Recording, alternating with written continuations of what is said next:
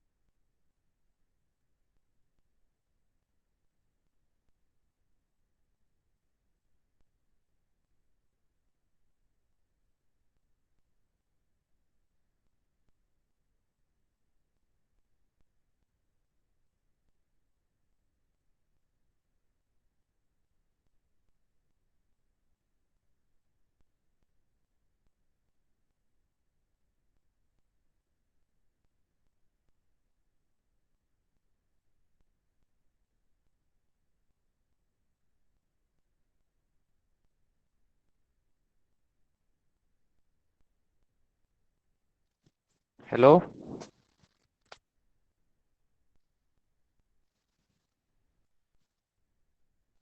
Hello. हाँ भाई जैसे मंगवाया।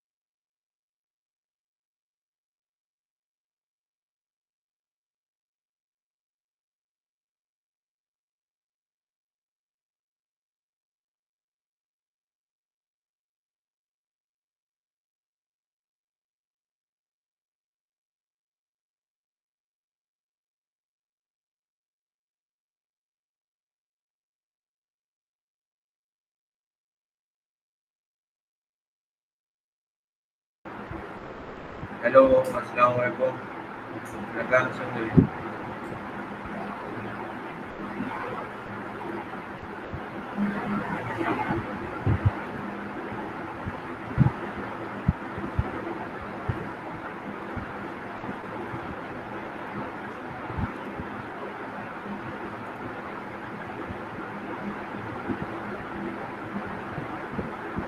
लकानो जमावात दर्जी।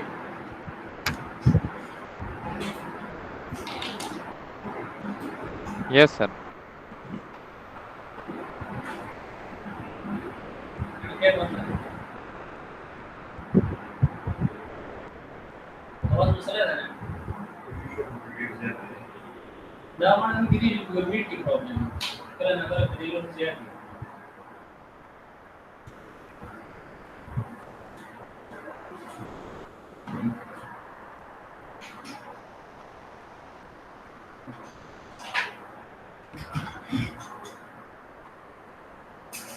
हेलो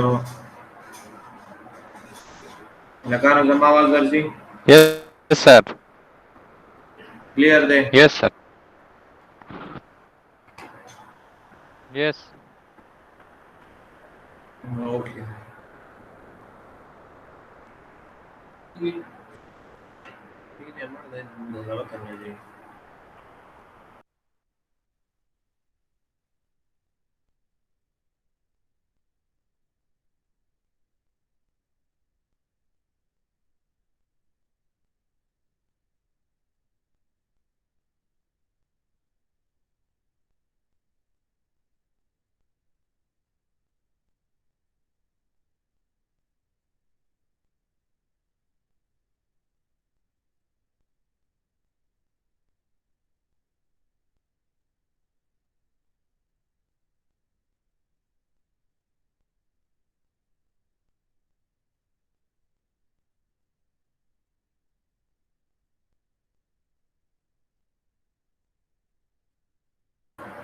आप लोग को मेरी स्क्रीन जो है वो नजर आ रही है।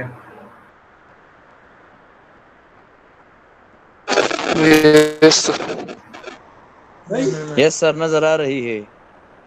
ओके तो हम अपना लेक्चर जो है स्टार्ट करते हैं।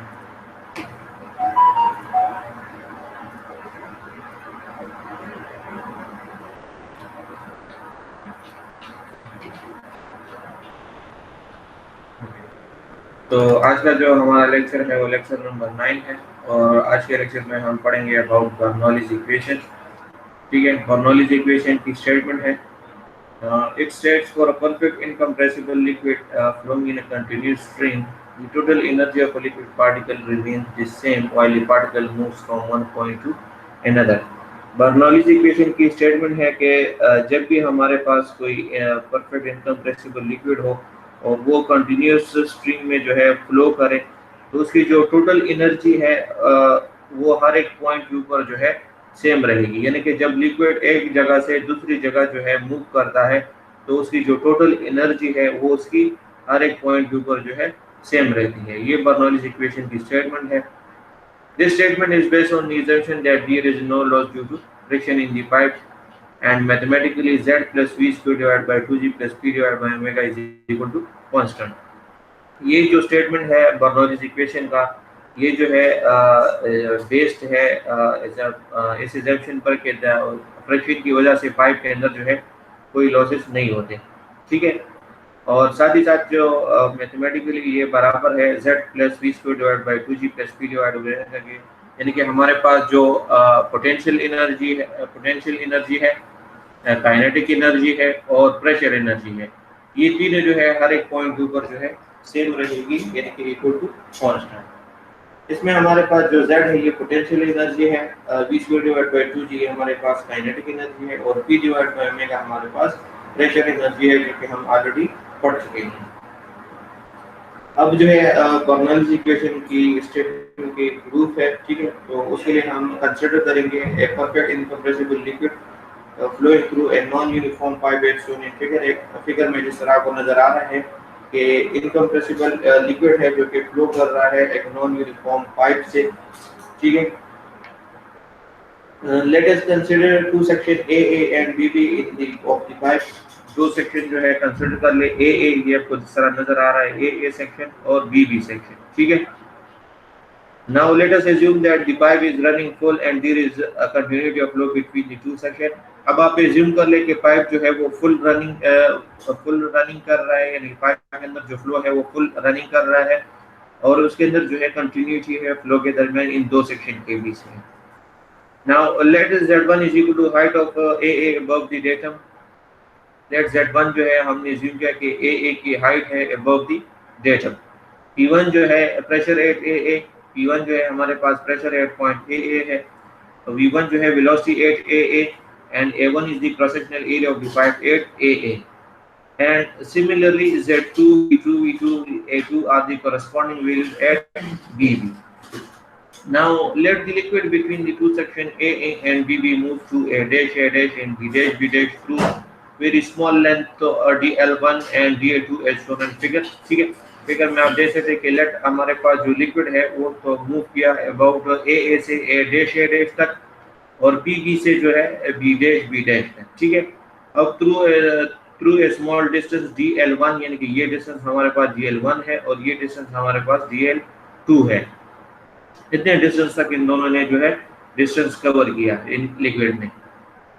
This movement of the liquid between AA and BB is equal to the movement of the liquid between AA and A dash to BB and B dash, the remaining liquid between A dash and BB being unaffected। ये जो movement है between जो liquid का between AA and BB, ये हमारे पास equivalent है movement के लिए मूवमेंट ऑफ द लिक्विड के between AA and A dash के, और सिमिलरली BB और B dash के, जबकि जो रिमेनिंग लिक्विड है A dash और BB लिक्विड के वो बीइंग अनअफेक्टेड है। Now let W be the weight of the liquid between AA and A dash। हमारे पास जो लिक्विड है यानी कि इस वन सेक्शन में AA और A dash इस दोनों के दरमियान जो लिक्विड है उसके वेट को लेट हमने W से जो है एज्यूम किया। Since the flow is continuous, therefore W is equal to omega A1 DL1 is equal to omega A2 DL2। क्योंकि हमारे पास जो फ्लो है वो हमारे पास कंटिन्यूस है, तो हमारे पास जो टोटल वेट है दोनों सेक्शन में वो हमारे पास बराबर है omega A1 DL1 is equal to omega A2 DL2 के, ठीक है। यानी कि हमारे पास यहाँ पर जितना फ्लो हुआ है इस सेक्शन में उतना ही फ्लो हमारे पास इस सेक्शन में भी हुआ, और इस सेक्शन का वेट लिक्विड का वेट जितना है उतना वेट इस सेक्शन में भी लिक्विड का उतना ही है वेट है, ठीक है। और A1 DL1 is equal to weight divided by omega. इसको जो है थोड़ा सिंप्लीफाई किया है, जो है ओमेगा को जो है डिवाइड किया बोथ साइड, तो हमारे पास ये इक्वेशन आई। Similarly A2 DL2 is equal to weight divided by omega, ठीक है। अब आप देख ले कि A1 DL1 बराबर है हमारे पास वेट डिवाइड बाय ओमेगा के। सिमिलरली हमारे पास जो A2 DL2 है वो भी बराबर है वेट डिवाइड बाय ओमेगा के। सो दोनों इक्वेशन को कंपेयर कर ले, so you will get A1DL1 is equal to A2DL2, यानी कि हमारे पास इस सेक्शन के अंदर जितना जो है क्वांटिटी ऑफ लिक्विड है उतना ही या वॉल्यूम है, वही वॉल्यूम हमारे पास इस लिक्विड ने भी जो है कवर किया है, यानी कि इन दोनों लिक्विड्स का जो वॉल्यूम है वो सेम है। Now we know that work done by pressure at A in moving the liquid to A dash is equal to force into distance।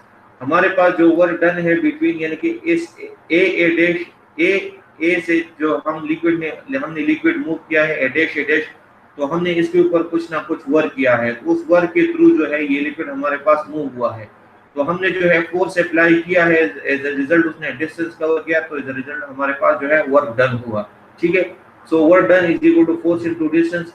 अब इसमें हमारे पास जो फोर्स है वो बराबर है हमारे पास P1 के, ठीक है, और जो डिस्टेंस ट्रेवल किया है वो A1DL1 के जो है ट्रेवल किया है। ठीक है, similarly work done by pressure at BB in moving the liquid to B dash is equal to minus P2 A2 into DL2। ठीक है, इसमें हमारे पास जो माइनस साइन है taken as the direction of P2 is opposite to that of P1। हमारे पास जो P2 का डायरेक्शन है वो अपोजिट टू P2 है। ठीक है, इसलिए यहाँ पर हमने इसके साथ माइनस साइन जो है अप्लाई किया है।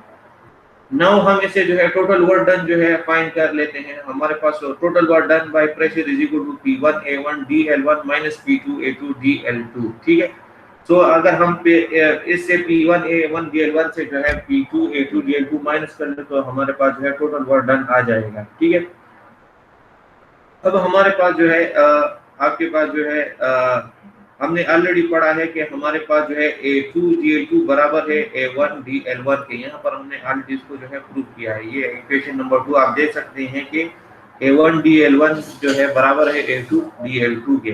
तो यहाँ पर जो है हमने A2 DL2 को जो है रिप्लेस किया A1 DL1 से, क्योंकि दोनों जो है बराबर है।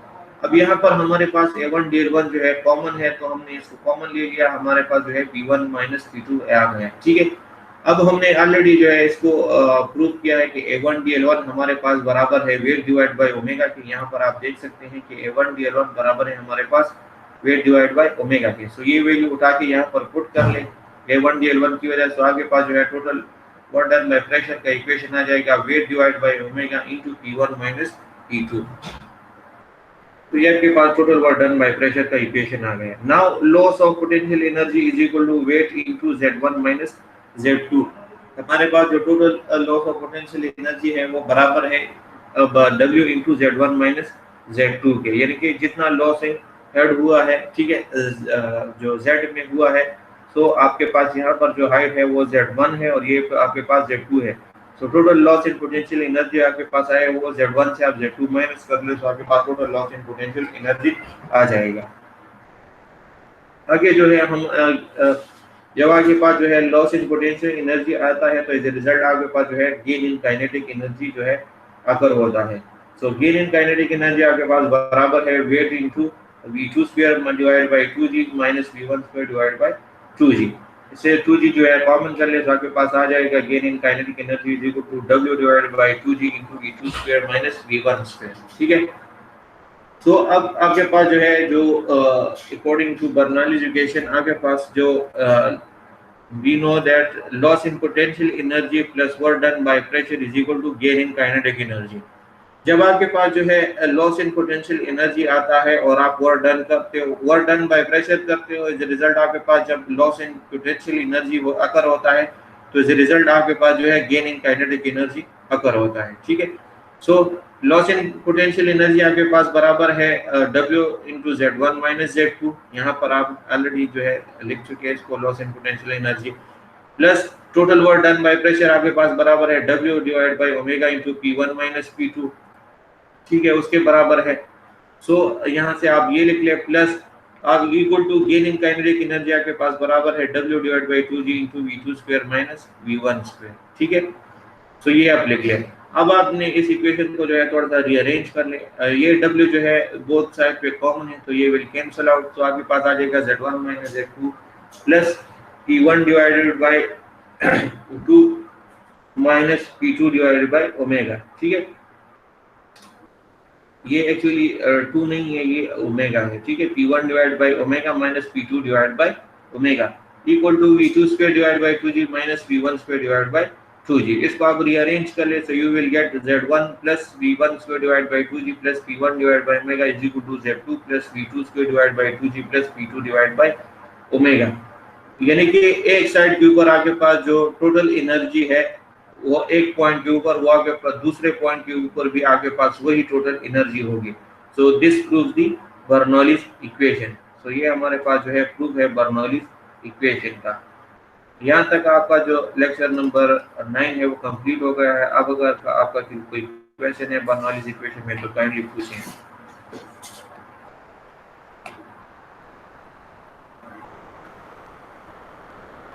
जी, आप लोगों को अगर कोई क्वेश्चन है तो काइंडली पूछे। आपका लेक्चर नंबर 9 यहाँ पे कंप्लीट हो गया है।